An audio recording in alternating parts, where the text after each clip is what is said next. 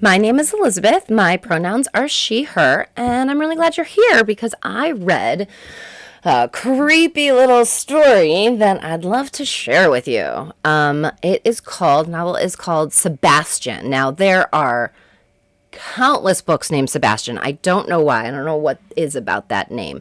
But this is the one by P.D.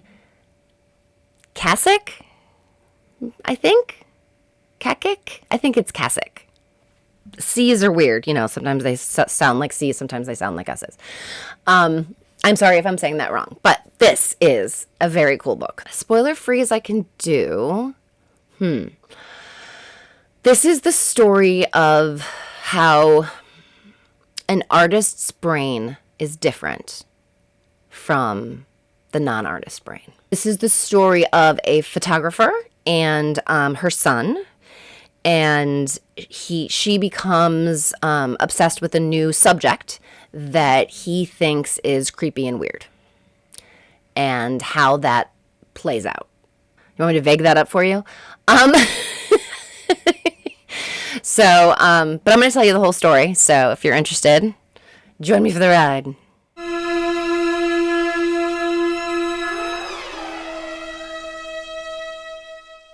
The artist mind it's not crazy, it's just different. So this story is seen through the eyes of Morgan Riley, the son of Christine Riley, who is a very famous photographer. Now, the first semantics lesson that Morgan teaches us, or that he learned and then teaches us, is that Christine does not take pictures. You take pictures. I take pictures. Morgan takes pictures. Christine Riley takes photographs. Okay. One of the very first things that he tells us is his mother is not crazy. My mother's not crazy. And he's going to say this a lot. My mother's not crazy. She's an artist. She's eccentric. She's different. She's not crazy. So, Christine's style of photography has always been black and white. And the reason that she enjoys black and white as, for the medium is because she says it allows for a more symbiotic relationship between the artist and the viewer, right? The photographer and the viewer. So the viewer's interpretation of the photo is almost just as important as the actual photo itself. Here's the example she uses. If she takes a color photo of a yellow rose and you look at that picture, you will only see a yellow rose. But if she takes a black and white picture of a rose, some viewers will see it as gray, but others will see it as yellow, or orange, or peach, or red, or pink. This way, the art is symbiotic between the artist and the viewer of the art, which I think is a very cool concept. Like, I love when an artist understands that what they're creating is going to be seen, it's going to be experienced. I think that's really super neat. Morgan is now grown. He has a wife, Holly. They have a daughter, Hannah, who his mother refers to as my one and only grandchild. No guilt, no pressure. Okay. My one and only grandchild. She obviously wanted more. So his father is a lawyer and had planned from the moment that Morgan was born that he would be one as well. In fact, Morgan finds, after his father passes away, he finds a gift that his father had made for him. It's a plaque that says, Morgan Riley Esquire, I'm so proud you are my son. Now, Esquire is what you get when you become a lawyer. Morgan didn't become a lawyer. He became a banker. He didn't want to be a lawyer. He's a banker. And his dad made him a gift for when he became a lawyer. No pressure. Mom is dramatic, single-minded, manipulative, selfish, loving, very loving. Morgan has literally been at her side as her photo assistant for his whole life. He's been the subject of her photos. He's been in the photos for the subject of the photos to work off of. His daughter Hannah becomes like another one of the subjects and is another one that Grammy uses to use as a as part of the background of whatever subject she's become sort of obsessed with at the time. Grammy and Hannah are very, very close. You can tell that they have a tight bond. It's pretty beautiful. Our story starts with Christine finding this child-size mannequin. There's a closing, the store closing sale, and she asks if she can buy it, and they're like, we're throwing it away. You can just take it, like, whatever. And it's white, and it's the size of, like, a 3-year-old. It's featureless, sexless, you know, like a Ken doll. But she also thinks the thing is incredible because there are like lines between the hands, and each finger has a nail, and each toe has a toenail, and she just thinks it's the coolest thing. And she names him Sebastian. And his mom becomes, you know, a little obsessed with this. But this is what happens. Like, she's not crazy. This is just she, you know, this will probably be the next show she puts on, the next photography show she puts on. He explains to us how Halloween is the coolest thing and the best thing at his mom's house. She gets really into decorating. She gives away full-size candy bars. She lets kids in, like, she decorates her entire house, and kids come in, and people talk about it all year. And like, she makes just like, there's ghosts and they're floating, and it's just really cool, everything she does. And how excited they are to do it, to go to, you know, the trick-or-treating, and how difficult it is because they want to go be with, you know, Hannah's grandmother and Morgan's mom, and so does everyone else in the neighborhood. So, you know, they'll be like, people are like, you know, there's a line. And he's like, I know, and I'm sorry, but it's actually my mom's house. Like, that's my mom, and she's been calling us, like, we're late. You know, there's Christine. That's my family. Let them in. I didn't. He's, you know, used to. And Hannah's all excited. I think she's dressed up as a witch. She's super cute. And they're going to take her. So there's like the party at the house. And then like they take her trick-or-treating in the neighborhood. When they walk up to Christine, next to her is Sebastian. And he's wearing some of Morgan's old clothes. And his wife, Holly, makes a joke and is like, you know, how much of your old clothes do you think she kept? How much do you think she has? How many of your old outfits are we going to see on that thing? She's creating a show with him as the main subject. At Thanksgiving, it's all like poses. This is something that Morgan explains to us pretty early on, that like when he was a child, if it's Christmas morning, he knows he's not allowed to open those presents until she says that she's done taking pictures. And she will direct him. She'll say, you know, no, I need you to sit over there, look this way, have this thought, put your hand here, so it's all posing. And that same thing happens at the Thanksgiving dinner. So it's, you know, Holly serve Sebastian some Thanksgiving food. And then there's pictures taken. And it's just natural. It's just what happens in Morgan's life. It's always been this way. It just is, right? And Morgan starts to realize that his mother is no longer calling Sebastian it, as in the mannequin, it, but is now referring to Sebastian as he. He and Holly both notice, but they just decide she's being her usual obsessive self. She's not crazy. I mean, why is this making them uncomfortable?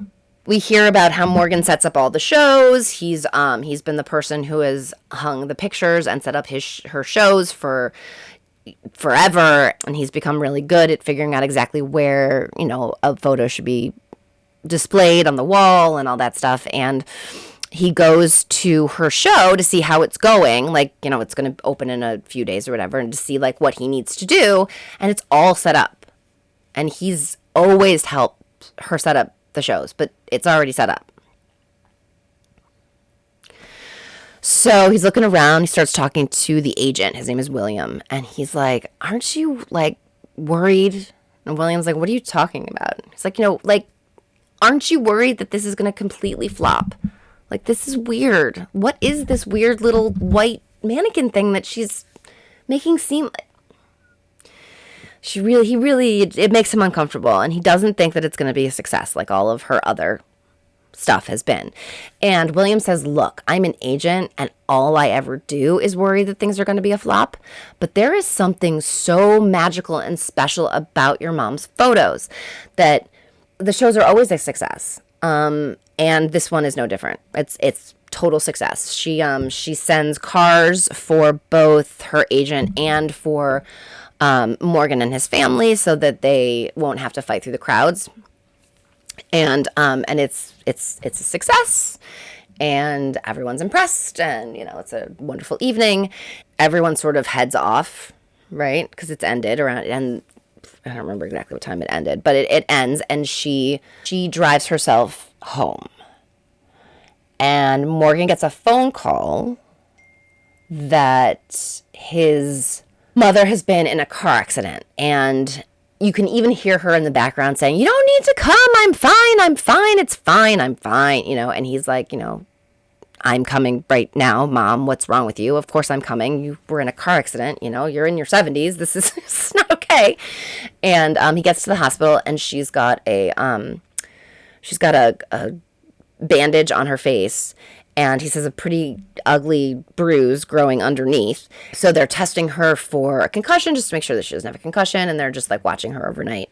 What Morgan actually finds disturbing is that in the bed next to her is Sebastian in a child's hospital gown with bandage over his face because he ran into the windshield. And she's saying things like, "I knew that I should have buckled him in better, and I can't believe I was so reckless with him, and, what am I going to do, and who's going to fix him?"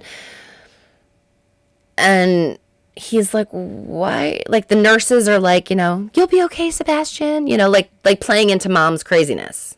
But she's not crazy. I don't know what you're talking about. She's not crazy. So he says, "What time are you getting out of here? I'll drive you out. I'll drive you home." And she says, "I need to have some tests in the morning. So, why don't you come here in the afternoon?"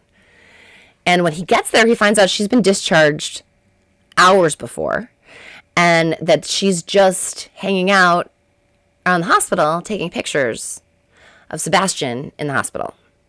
So she's been taking him around. She's visited the children's cancer ward, and she's visited, she's had him visit all sorts of different kids and areas and of the hospital, and she's getting these beautiful, wonderful photos. And when she walks into her room, now remember, she's 70. She's in her 70s. She's standing on a chair. She has her camera in her hand.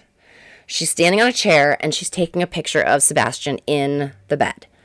And when he opens the door, he's so scared by the fact that she's on a chair that he screams, "Mom!" And what happens? The only thing that falls is the camera that is usually around her neck. The strap is usually around her neck, but it's not. And the camera falls, and it shatters. Her camera shatters. At first, Christina's just sort of in shock.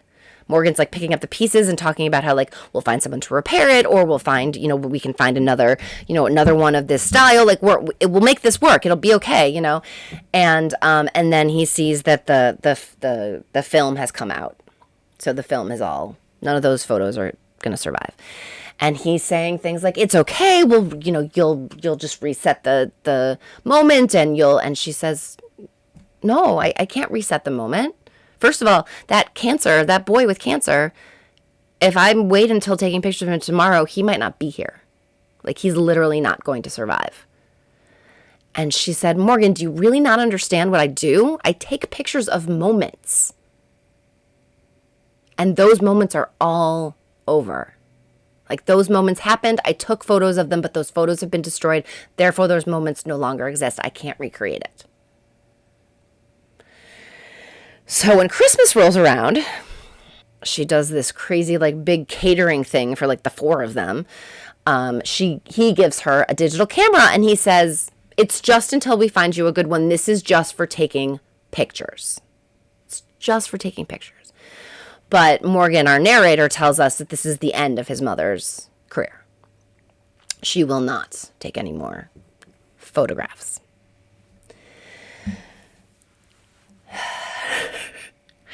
So it's late one night, and not long after all of this madness has happened, Morgan gets a call from his mom's landline.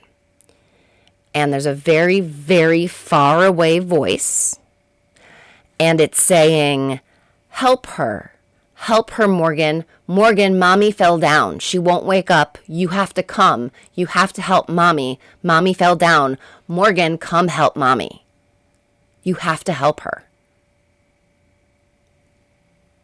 And he's like, Mom, what are you talking about? Like what's happened? So hangs up. He calls 911. He gets in his own car. He's driving towards them while 911 is driving towards them.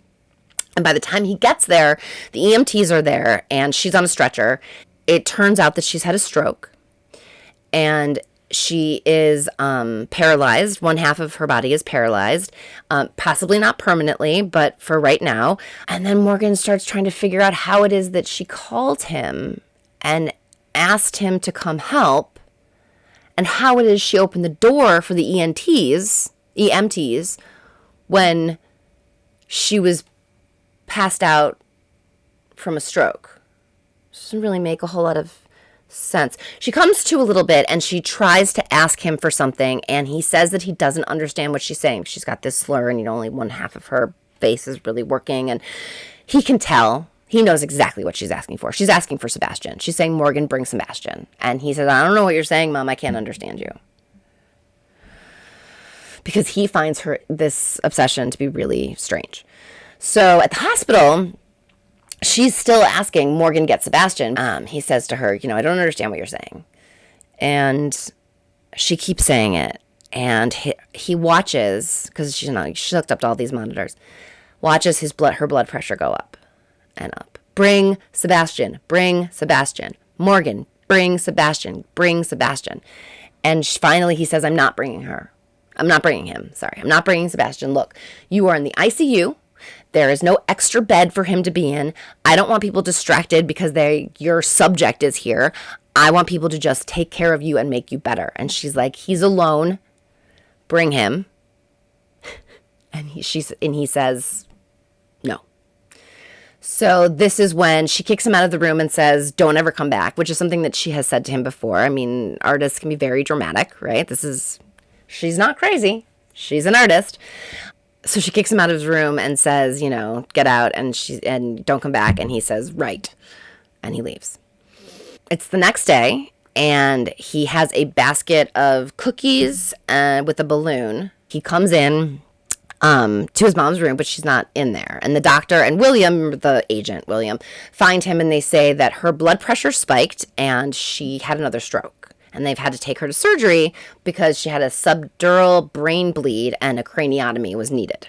William is like, I'm so sorry. This is all my fault. And, the doctor's like, it's not your fault. Like, you don't really have control over blood pressure. Like, you didn't cause a stroke. There's no way that would happen.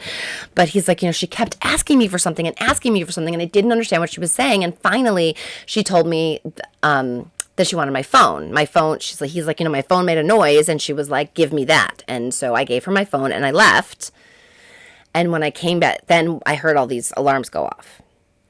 So she must have had the stroke after he left, and she dropped the phone, and he shows him the phone's like completely cracked and destroyed and whatever. This is when William says, maybe you should pick up Sebastian and bring him to the hospital. And Morgan is like, no. I don't know what you're thinking, but no. Okay, so he's in the waiting room and he gets news that she's awake. He texts Holly to say she's awake and, he's going to go see her. And he gets up and starts heading, to see her. And the doctor stops him and says, she's passed. He explains that there was no way for them to fight against the strokes and that she passed quietly. And yes, she woke up for a second, but it was more like that rally. If you've ever had to deal with people who are passing, oftentimes human beings have a last moment of like rally where they're like, coherent and cognizant of who they are. And then, it's like their last little.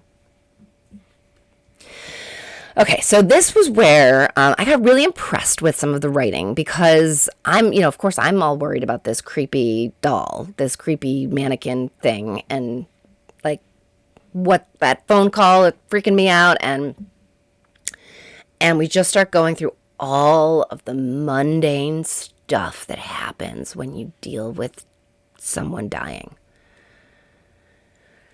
William says, should I invite everyone in her contact book to whatever memorial we're going to have? And he says, yes. We're not going to cull it. Invite everyone. He goes to the funeral home, where, a friend of this is his town. He grew up here. So a friend of his, actually, his father ran it when they were boys, but now he's running it. And he says to him, look, he's like, first of all, take the shot, meaning like a shot of beverage, alcohol. And he's like, we're going to make a couple of decisions, but there aren't a lot of decisions to be made right now. I'm going to give you a couple directives. You're going to do those few things, and you're not going to worry like that. And everything else I'm going to worry about. Like, I'm going to tell you the few things you need to deal with.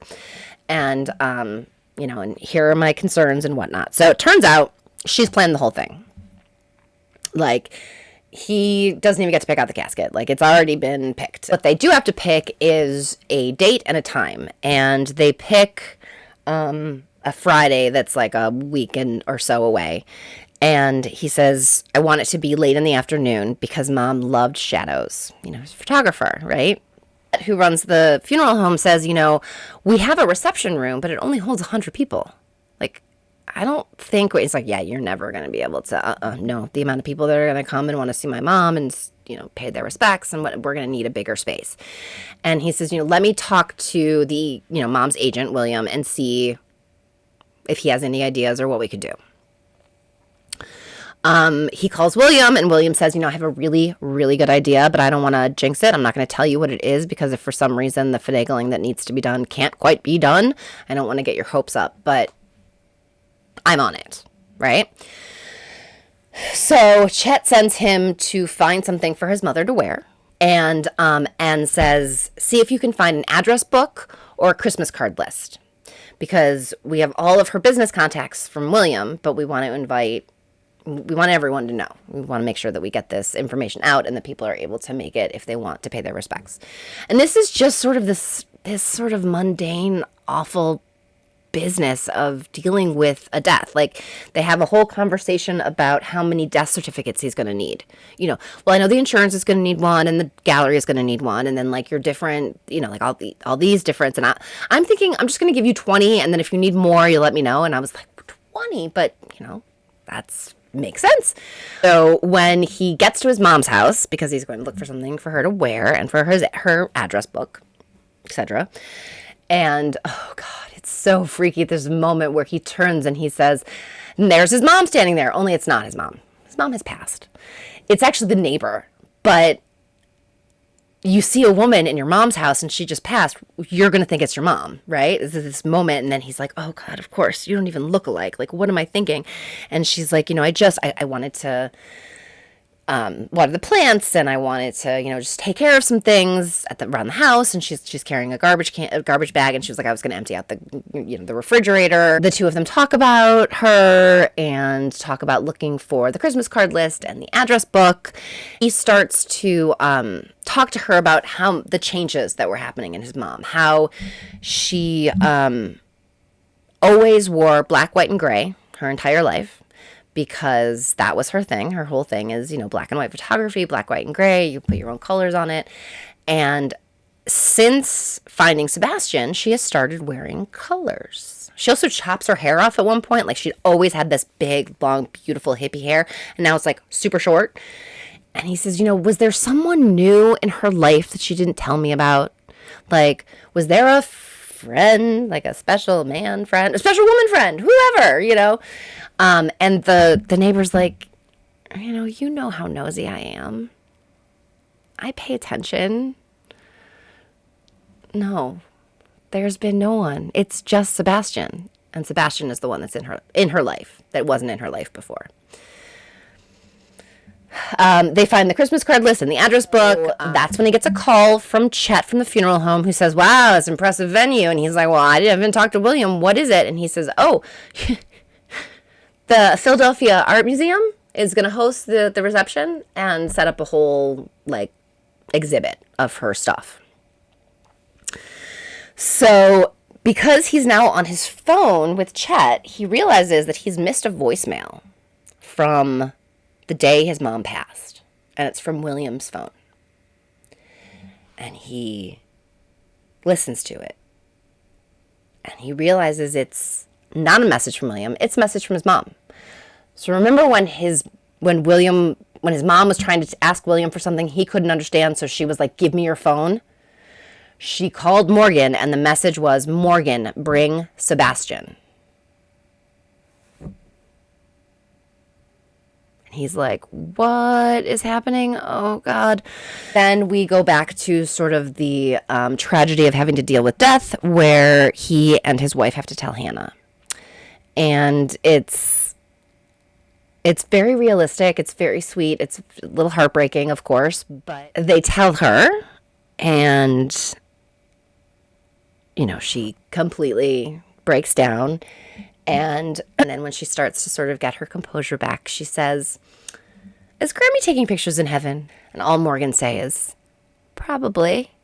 Hannah says, well, that makes sense. Grammy was all about the work.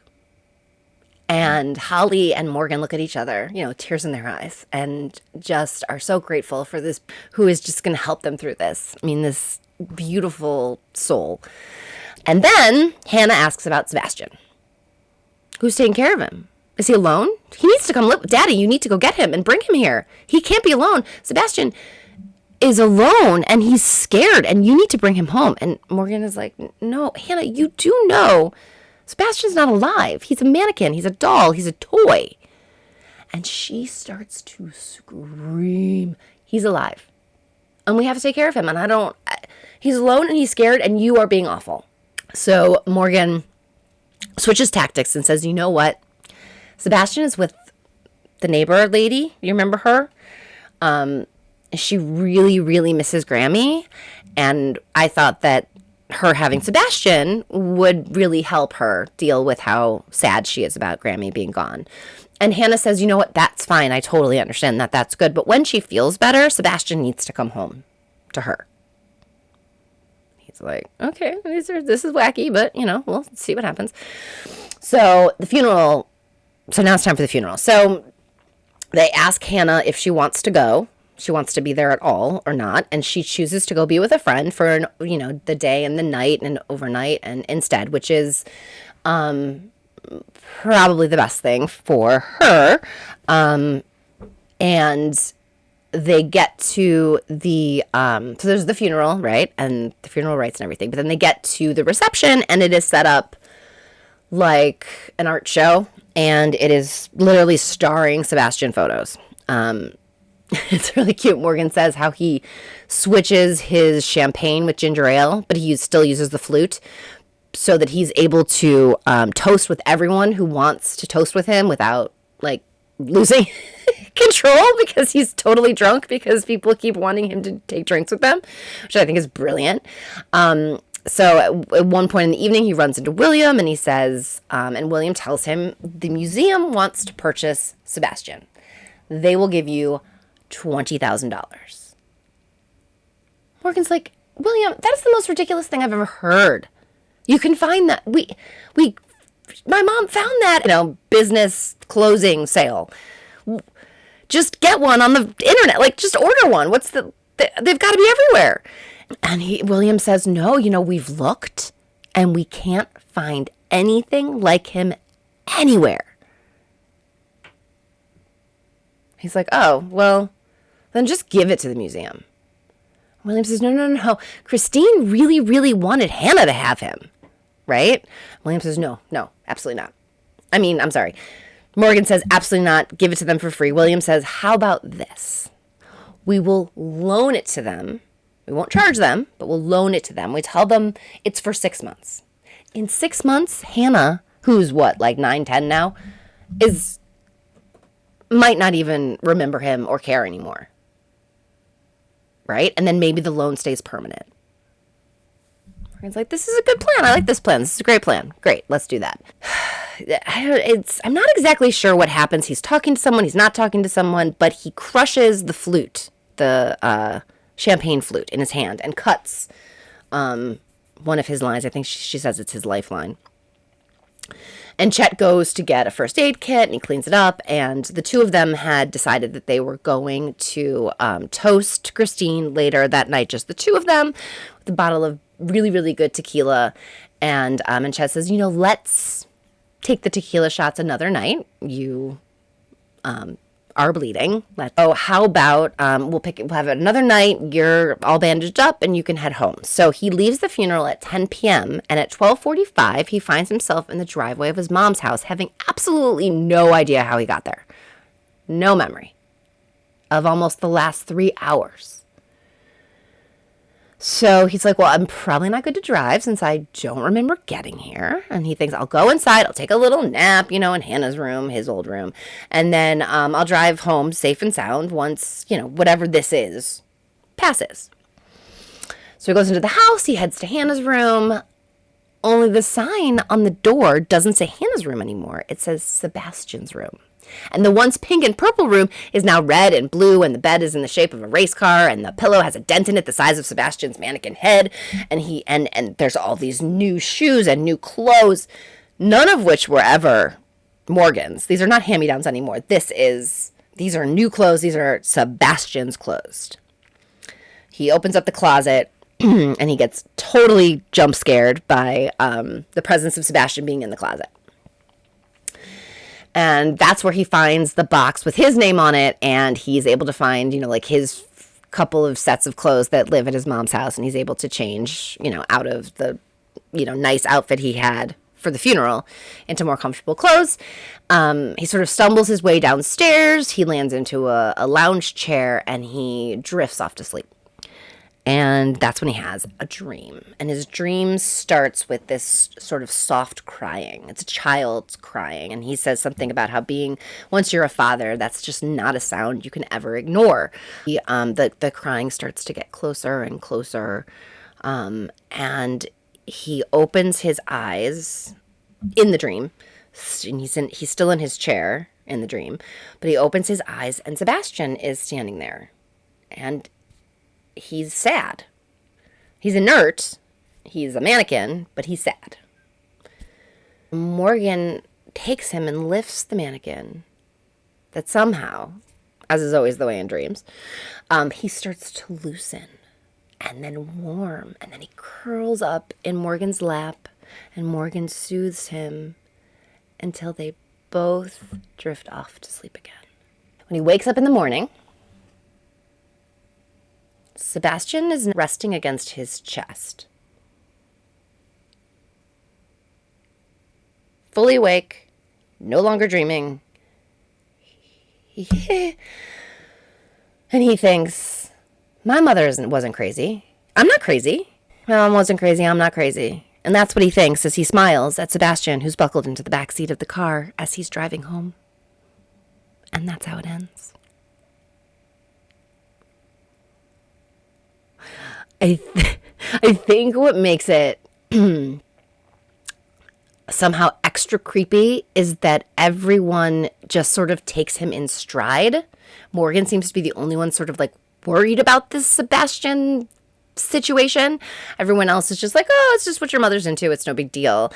No explanation as to how he could have crawled into his lap or how he could have made that phone call to save the mom, or like there's something that's just not explained at all.